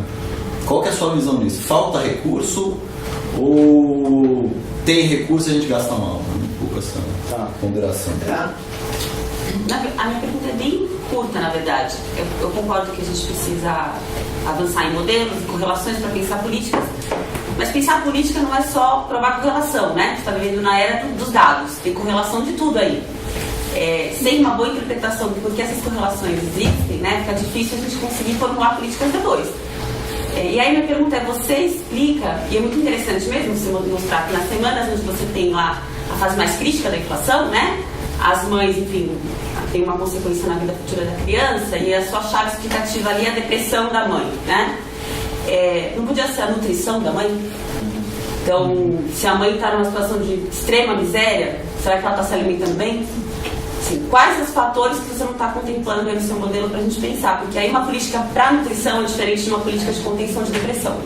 Né? Então, um pouco, quais são os limites e as possibilidades desse modelo aí que você está apresentando? Paula. Lidar um pouco dá uma depressão generalizada, assim, sobretudo no contexto atual.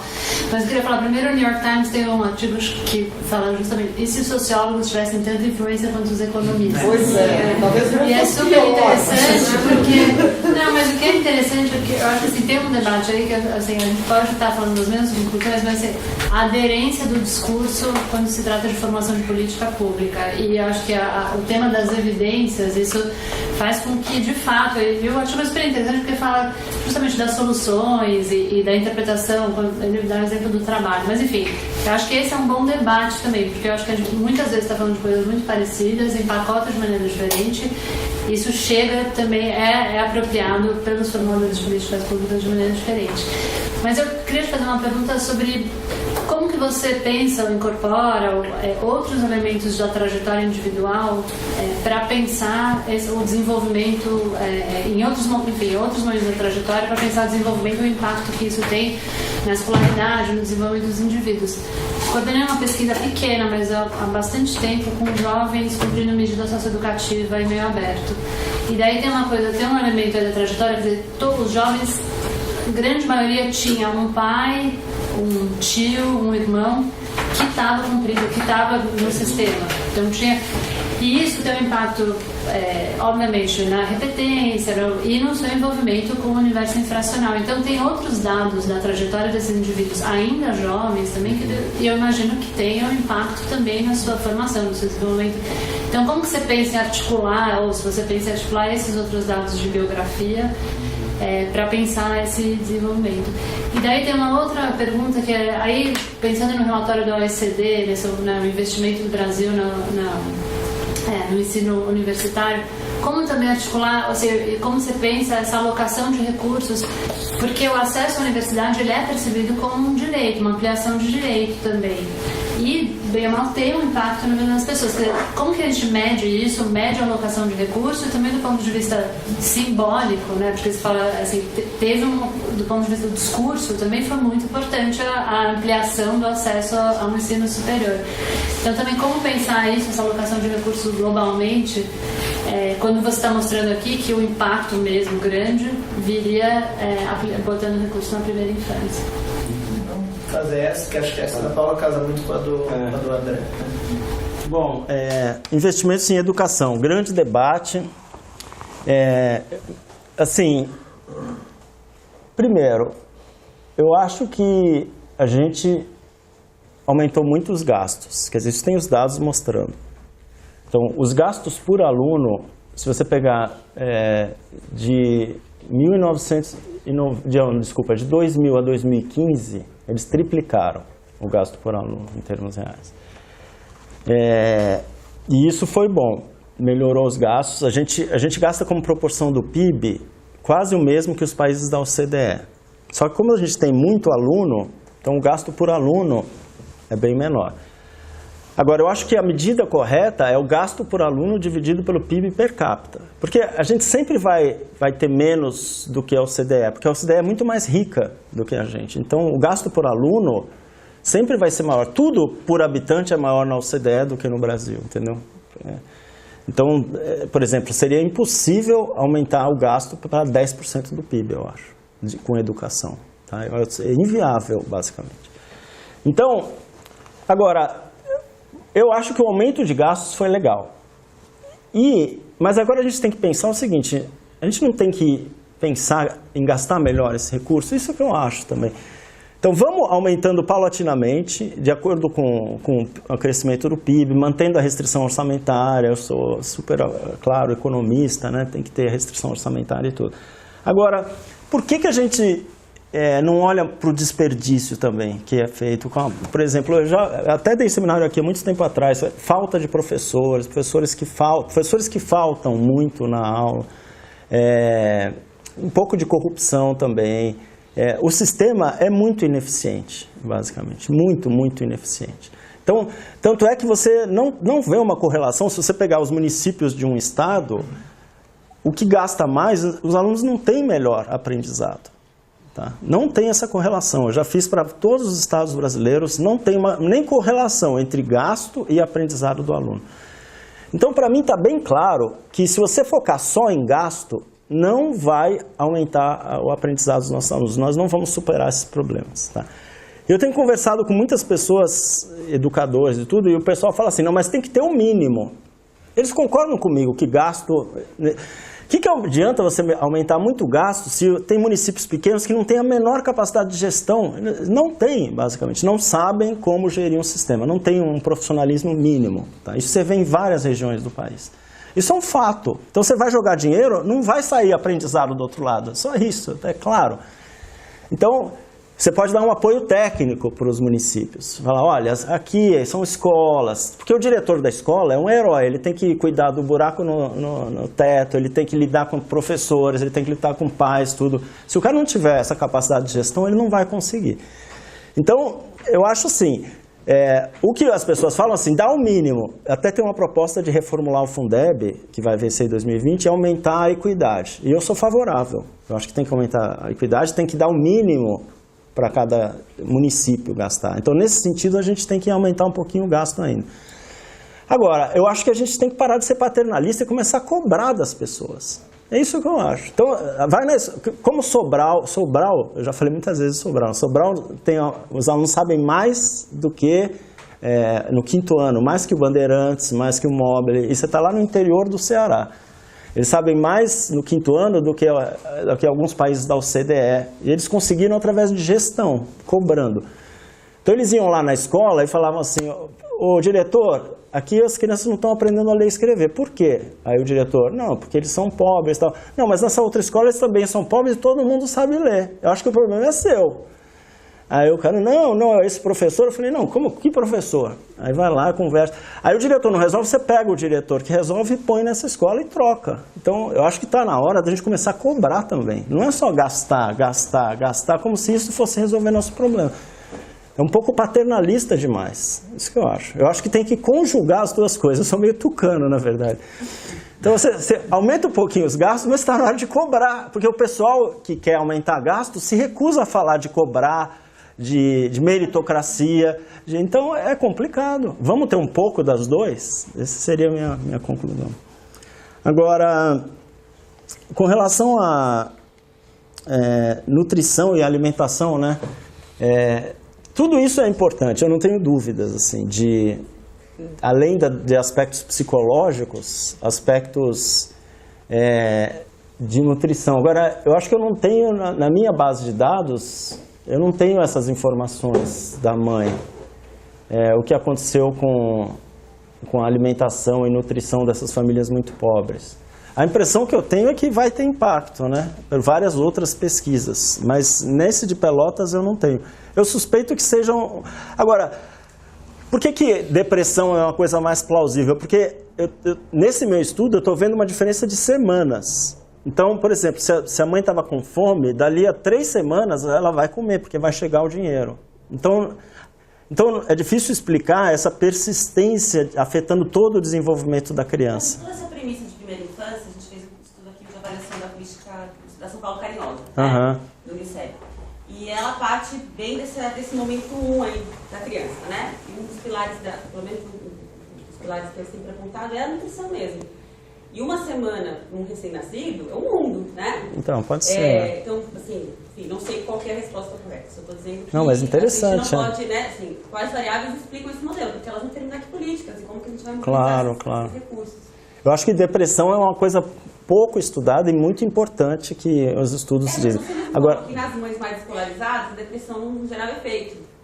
Então, me parece que assim, se você, então, a mãe que tem um pouquinho mais de renda, talvez ela coma. Então, a depressão em si não faz efeito pode ser. Pode ser. Não estou dizendo que não tem. É até interessante investigar isso. Porque agora, eu não sei, eu sei o peso da mãe antes de engravidar e depois quando nasceu, o peso dela.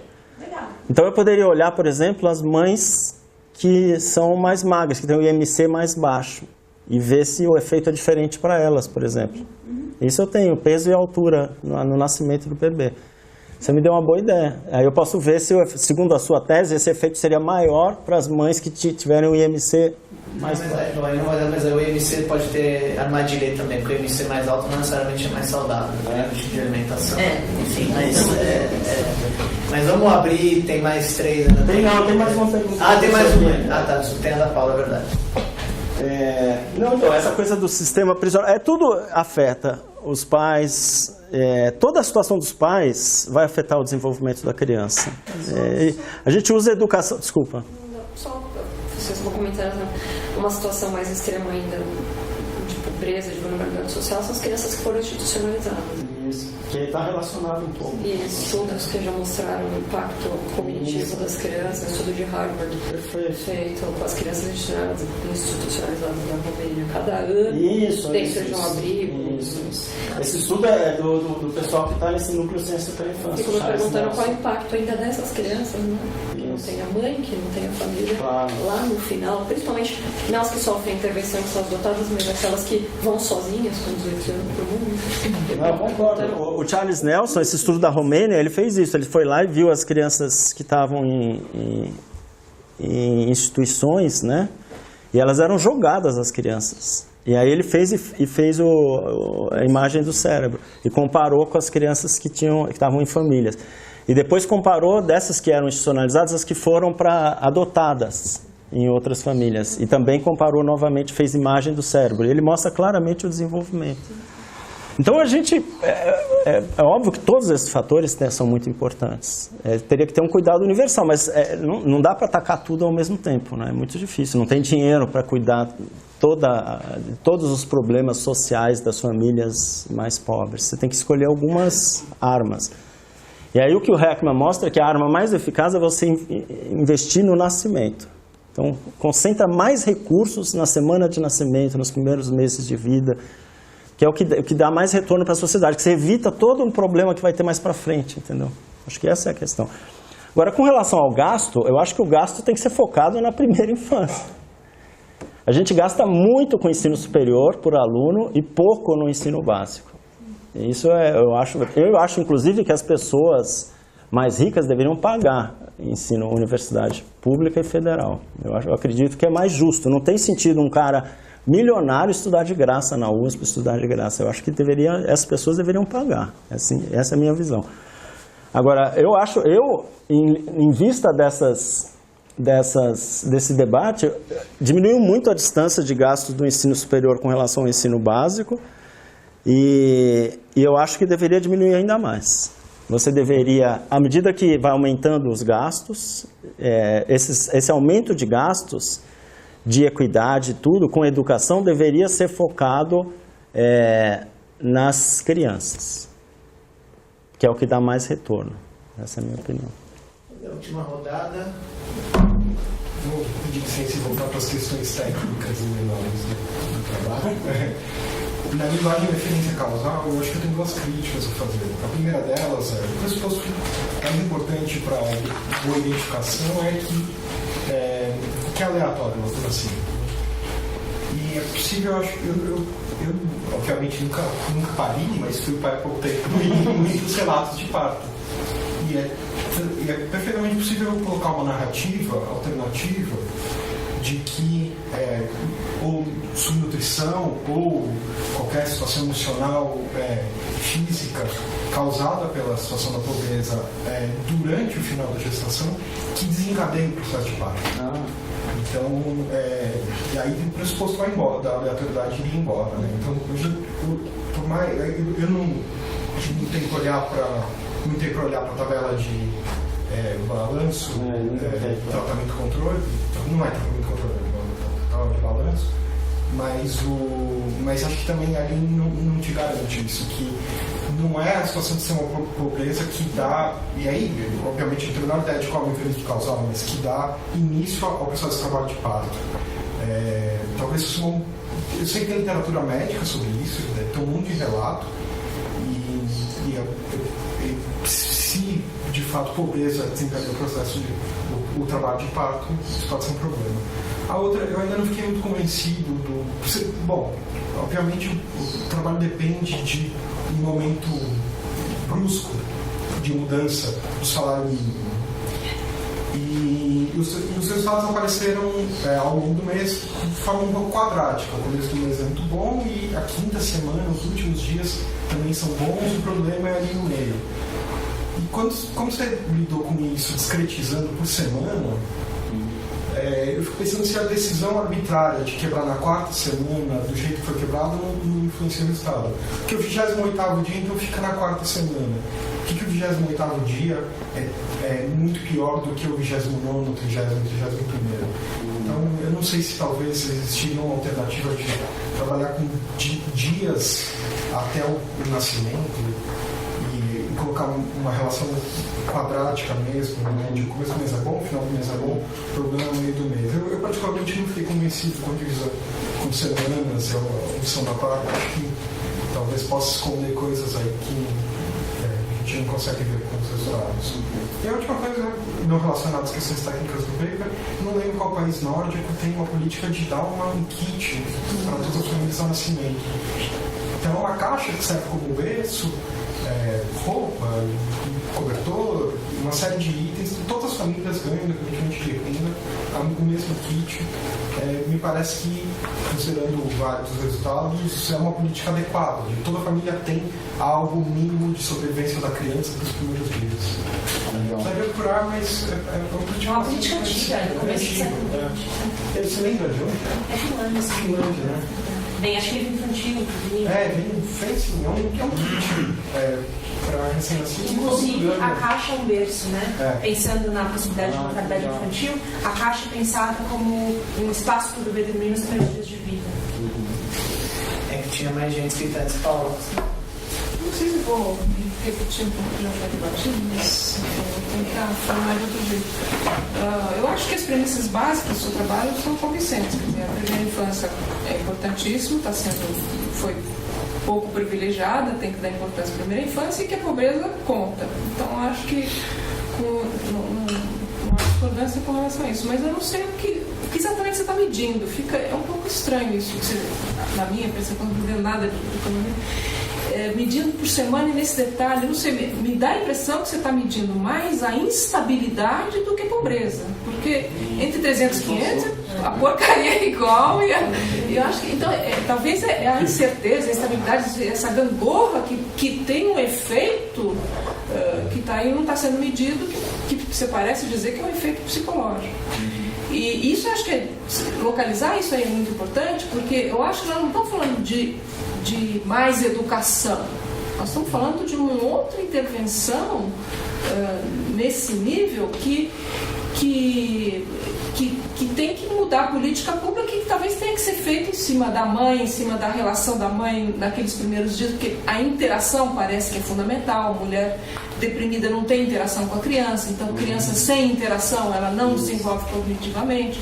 Então não é, você está querendo isolar a questão da pobreza, mas talvez não seja a pobreza o problema, porque a pobreza não vai ser resolvida. Então eu acho que você está medindo outra coisa aí que não está sendo olhada.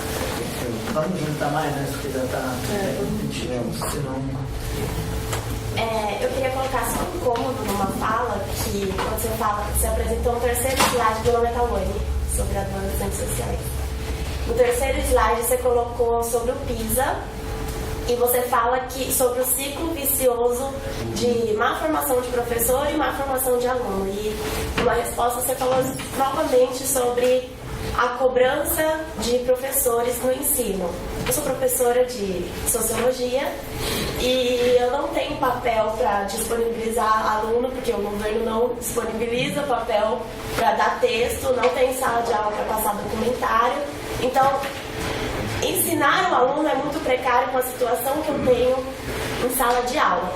E também você passa primeiro isso, você fala da questão da formação do professor e depois você joga vários dados da formação da família que influencia na educação. Então, eu acho que contra também é algo que não é só o professor, tem a formação da família, tem a questão de disponibilização de instrumentos e etc. E eu também tenho severas críticas ao PISA, porque quando a gente fala sobre desigualdade, a gente sabe que o Brasil é um país super desigual, né? Essa semana saiu a pesquisa da renda de 6 pessoas, equivalente a 100 milhões de brasileiros. Então, a desigualdade e você aplicar uma prova internacional para um país tão desigual, será que a gente consegue medir real essa questão? O Brasil é muito desigual e ele consegue trazer por uma avaliação internacional todos os indicativos de todos os municípios brasileiros. Então, a gente consegue... Qual a crítica que a gente pode fazer para o PISA em relação a tudo isso, sabe? Legal. Minha questão vai no sentido que eu estava falando antes, de que eu senti um pouco falta de correlações específicas sobre a pobreza da família, porque estava no título e tal, e análise longitudinal do impacto da pobreza, e como a Ali falou, foi mais dessa incerteza, dessa gangorra, né? Então, eu queria saber se você tentou fazer essa correlação, porque o salário mínimo diminui, o salário mínimo aumenta, isso causa impacto, mas você chegou a ver o impacto da quantidade de salários mínimos que cada família recebe, se 0 salários mínimos ou 1 salário mínimo, quanta diferença isso faria na escolaridade lá na frente. Então, só para saber assim, qual que seria essa definição, como se definir esse nível de pobreza que afetaria as oportunidades lá na frente. Então, Pepe, vai uma vez. Mais uma rápida. Muito obrigado pela fala, muito interessante. Eu queria que você falasse um pouquinho sobre que tipo de política pública você vê como mais adequado. Você falou muito do Bolsa Família, mas como foi dito aqui, enfim, o Bolsa Família não tem a situação de pobreza. Políticas educacionais, em geral, pensando no sistema educacional, a gente está falando também já de crianças um pouco mais velhas. Eu queria que você falasse um pouco do Saúde da Família, que me parece que é um programa de busca ativa e talvez o mais adequado para acompanhar a mãe, a situação das famílias, seja do ponto de vista nutricional ou psicológico, tanto antes, imediatamente antes do nascimento ou imediatamente após o nascimento. Nesse sentido, a impressão que eu tenho que a Saúde da Família ele teria um impacto muito maior sobre o que você está medindo do que programas, enfim. Porque, óbvio que é importante melhorar a gestão, qualidade, gasto, seja o que for do sistema de educação, como você, enfim, ter um Bolsa Família mais efetivo, com nível de renda maior, etc. Então, esse ano eu não pude fazer, eu vou juntar. Você falou do programa atual que está funcionando, que vai nessa também, que é o Criança Feliz, que é desenvolvido por alguém que eu não tenho assim, um grande apreço, do início do movimento social Osmar Terra, que já sentou aqui nessa mesa, e que é baseado nessas pesquisas da visita semanal, né, a famílias de extrema pobreza que estão atendidas pelo Bolsa Família, né? E você trouxe aí o Festival da Jamaica, né? Que eu não conhecia, enfim, mas eu fiquei sempre muito desconfiado do Criança Feliz, assim, quanto uma visita semanal, uma situação, porque se você identifica que um estresse de ter ou não dinheiro tem um impacto grande, aí uma visita semanal de um monitor que é um graduando, né? Numa visita semanal para ensinar a estimular a cognição. Tudo bem, pode até ser, eu queria que você comentasse um pouco sobre esse pressuposto, que eu acho que tem a ver com a saúde da família também, que não é um projeto que sobre recursos, né? A saúde da família. Eu queria que você perguntasse mais uma aí. Ótimo, então vamos uma por uma rapidamente. É legal as perguntas estatísticas, e aqui tem um balance test. Eu acho que essa coisa é fundamental, quer dizer, se a pobreza afeta o parto, porque aí seria não a pobreza depois do nascimento, mas sim a pobreza induzindo. Mas eu pensei nisso, e esses balance tests mostram que as características da criança não mudam de acordo com a semana de nascimento e se o salário mínimo estava alto ou baixo. Então, acho que isso é fundamental. Não, mas, olha, prematuridade, o Double Vits Score é um teste de prematuridade, né? De se a criança está com os reflexos ok e tudo. Isso é a mesma, independendo da semana e do salário mínimo. Se ela é prematura ou não, peso ao nascer, que vai ser influenciado pela prematuridade, é o mesmo. O tamanho da criança, o comprimento é o mesmo. O perímetro torácico e o perímetro cefálico é o mesmo. Então, dado que as crianças são iguaizinhas antes, então eu acredito que não tenha sido a pobreza desencadeando o trabalho de parto, porque as crianças são iguais em todas essas dimensões. Então tem que ser alguma coisa que aconteceu depois que ela nasceu. Essa é a minha resposta para essa sua pergunta. E com relação aos dias, eu acho bem interessante. Eu tentei de várias maneiras. Em vez de botar semanas, eu botei distância do primeiro dia do mês. e dá efeito igualzinho. Eu botei se nasceu na segunda quinzena ou na primeira quinzena, também dá efeito igualzinho. E aí eu preferi dividir em semanas, porque aí seria a primeira semana, que é a semana do pagamento, a segunda a situação começa a ficar mais difícil, a terceira, na quarta acabou o dinheiro. E na quinta, são os 3 últimos dias que ele vai receber de novo. Então aí atenuaria. E os resultados mostram que isso acontece mesmo. Então eu poderia também botar tendência ao quadrado, eu acho que seria mais ou menos o mesmo efeito. Só que aqui é um pouco mais geral, eu divido em 5 períodos. Tá? Mas essa é a ideia. E o kit da Finlândia é fantástico, né? Esse kit. A gente deveria ter no Brasil, né? É que o Brasil é complicado. A gente não tem nem saneamento básico, esgoto, né? Tem crianças que nascem em ambientes que não têm as mínimas condições. Então é um pouco um sonho você sonhar que vai ter um kit direitinho com livros, tudo. Mas o ideal seria isso. Eu acho que o foco tem que ser muito nessa primeira infância. Eu acho que isso que é o foco de políticas. A instabilidade, eu concordo plenamente, está me fazendo pensar um pouco. Na verdade, o paper mostra que não é a pobreza em si, é a instabilidade de renda e a incerteza com relação ao futuro. E eu concordo que é isso mesmo. Quer dizer, dado que você é pobre, você ter um aprofundamento da situação de pobreza, ou a incerteza, ou não saber se você vai ter dinheiro nenhum, se vai ter... Se acontecer alguma coisa de errado, que eu não tenho nenhum dinheiro, nada para... Entendeu? Pode ser isso mesmo. E talvez eu devesse até mudar o foco do paper. Eu acho que liga com essa questão da pobreza. Agora, o efeito da pobreza sobre o desenvolvimento, eu acho que está naquele gráfico de mobilidade intergeracional, que já mostra que as famílias pobres, com pais menos educados, mães menos educados, isso vai afetar toda a escolaridade. Pô, mas escolaridade não é sinônimo de pobreza. Ah, no Brasil? Muito associado, muito associado. Mas eu posso fazer, vai dar. Renda, vai dar pobreza. Quem é mais pobre, os filhos vão ter um desenvolvimento socioemocional muito, muito pior. Eu acho que eu pus só isso aqui como exemplo, mas qualquer medida dessa que você usar vai dar essa coisa. Porque são as características familiares que importam. Educação é o que mais salta aos olhos, mas é um monte de coisa. Mãe com ensino superior em 93, isso não é proxy de pobreza, de riqueza, cara. Aí, sobre o PISA e o papel do aluno, aí eu acho que no Brasil tem essa coisa. Os professores falam, nós estamos fazendo o nosso trabalho, o problema é das famílias. E as famílias falam, não, nós estamos fazendo nosso trabalho, o problema são os professores. E aí entram os economistas, os educadores e os sociólogos em cima. Então vira uma zona. Por isso que a gente não consegue avançar na educação, porque cada um tem uma política. É impressionante, não tem um consenso. Muitos jornalistas me perguntam, mas por que a gente não avança? Tem tanta gente pensando em educação, eu falo, não tem consenso. O economista vai dizer uma coisa, o educador vai dizer outra, o sociólogo vai dizer outra, o professor vai dizer outra, os pais vão dizer outra. Aí o secretário, por mais que ele tenha boa vontade, ele vai falar, para quem eu ouço? Quem está correto? Então, eu acho que tem que acabar um pouquinho com isso. O problema são os dois. Tem situações que tem... Falta. Que falta com os professores, concordo super. Os professores faltam 28 dias no ano. Mas eu acho que resumir a precarização aos professores é um pouco injusto. Eu acho também. Minha mãe era professora e ela saiu porque ela levou uma maçãzada na cara, por exemplo. Você tem essa... Só para dar uma...